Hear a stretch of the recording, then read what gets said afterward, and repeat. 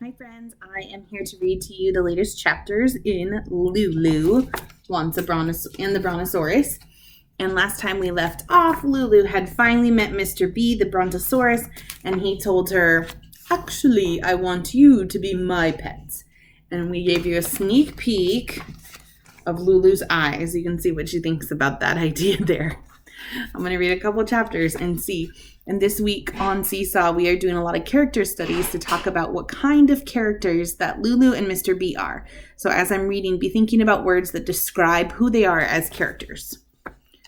Lulu's eyes were two round O's of amazement. She tried to speak, but at first no words came out. Then finally she was able to say, in a squeaky, amazed kind of voice, "I don't think I heard what I think I just heard, Mr. B." "You did indeed," the Brontosaurus replied. "Well, if I did," Lulu's voice was back to being its old bossy self again. "Well, if I did, I've got some news for you. A person has a pet. An animal is a pet. A person can never be an animal's pet. Ever." "And I have some news for you," the Brontosaurus said to Lulu, except that he spoke more politely than Lulu had done. "You're about to be the first person ever to be an animal's pet. Congratulations, and once again, happy birthday." He reached out a hand, or whatever you want to call it, and gently scooped Lulu off the forest floor. Then he plunked her gently down where his back met his neck. "Hold on tight, little pet," he said to Lulu. "I'll pull off some leaves from the tops of the trees for your breakfast, and then I'm taking you home to live with me."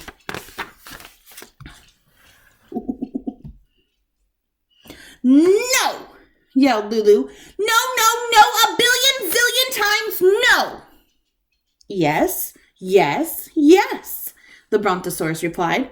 "I'll feed you and pat you and play with you and treat you very nicely. And all I'll expect from you is to sit and roll over and fetch a ball and do cute tricks." What did he think she was, some kind of dog girl?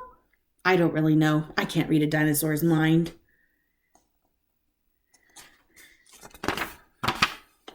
Lulu thought about screeching and throwing herself on the forest floor, except the forest floor was a long way down. She thought about squeezing the dinosaur dead, except that she needed both hands to hang on to his neck. She thought about swinging her suitcase and bonking him on the head, except that she'd left her suitcase under a tree. And she couldn't stomp his foot because his feet were far too far from his back where he'd plunked her. Then Lulu started to think that the only thing farther from where the Brontosaur had plunked her was her home. Her home where her mom and her dad were waiting. Her very own home where no one, not even when she was being a pain, which was most of the time, had ever expected her to sit and roll over and fetch and do cute tricks. "I want to go home to my house," Lulu told the Brontosaurus, then added in a lot less bossier voice, "Please let me go back to my house, Mr. B." This was maybe the very first time in Lulu's entire life that she, without being told, had used the P word. And yet the Brontosaurus shook his head no. "Once you get used to it," he kindly told Lulu, "I truly believe that you'll like being a pet." Lulu imagined being a pet in the house of this Brontosaurus and never seeing her mom or dad again. She imagined eating leaves and doing cute tricks.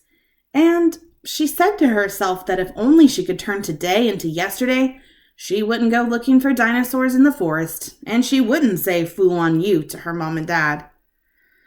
She was feeling especially sorry that she had ever said "foo on you" to her mom and dad. Chapter 11.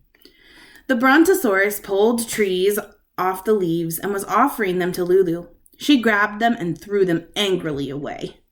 "A simple no thank you will do," the Brontosaurus said to Lulu. "And I really liked that please you used before." "So please, please, please, let me please go home," yelled Lulu. "Your yelling is hurting my ears," said the dinosaur. "But I have to admit that even if you had asked me softly and sweetly, I still would want to keep you here with me. I've been lonely, and a pet is a very good thing." For hours and hours and hours, from early morning till just past noon, Lulu kept telling the Brontosaurus he had to let her go home, and the Brontosaurus kept telling Lulu no. He also kept assuring her that he'd do his absolute best to make her happy. He spoke in such a kind and nice and polite and patient voice that after a while, Lulu was talking, not yelling. And after a while, she was talking softly and sweetly. And pretty soon after that, she started to cry. Yes, Lulu started to cry. And it wasn't very often that Lulu cried. She'd rather screech till the light bulbs burst and all that other stuff. But right now, she didn't feel screechy. She felt teary. And so she cried and cried and cried, soaking the Brontosaurus with her tears.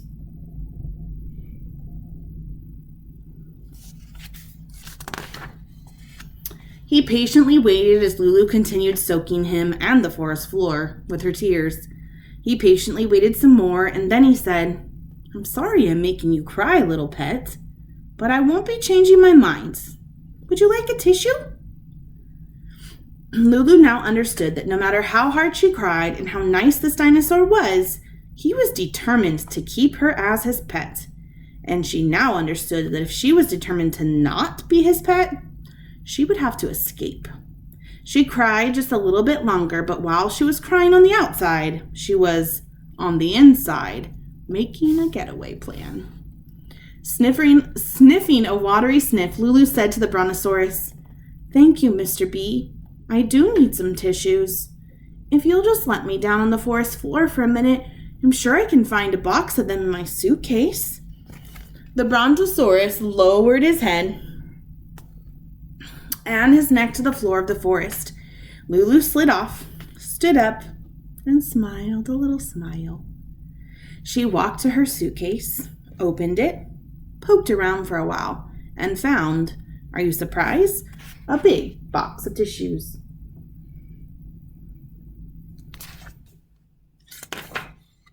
But instead of taking the tissues out, she put her sleeping bag in, snapped her suitcase shut, and started running. The Brontosaurus stood stiff and still, as if he'd been glued to the ground, and then he started running after Lulu.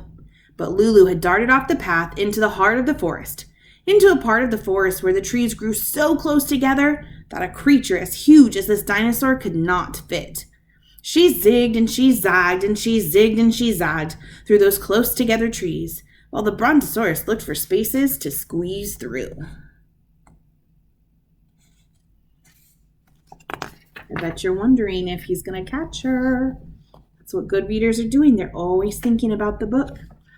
He was trying his hardest to catch her, as hard as a mountain-sized creature can try. But she was leaving him farther and farther behind. "Come back, little pet, come back!" Lulu could hear him calling, first loudly, then softer and softer.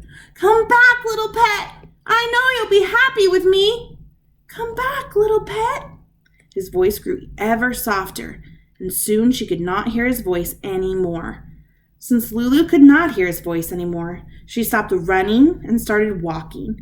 She tromped through the forest in silence, heading for home. But she wasn't swinging her suitcase, and she wasn't singing her song. And although she very much wanted to see her mom and dad again, and very much wanted not to be a pet, she felt kind of bad about the Brontosaurus. And so do I, because even though I'm the person writing this story, I don't like leaving him all alone, sadly calling, "Come back, little pet, come back."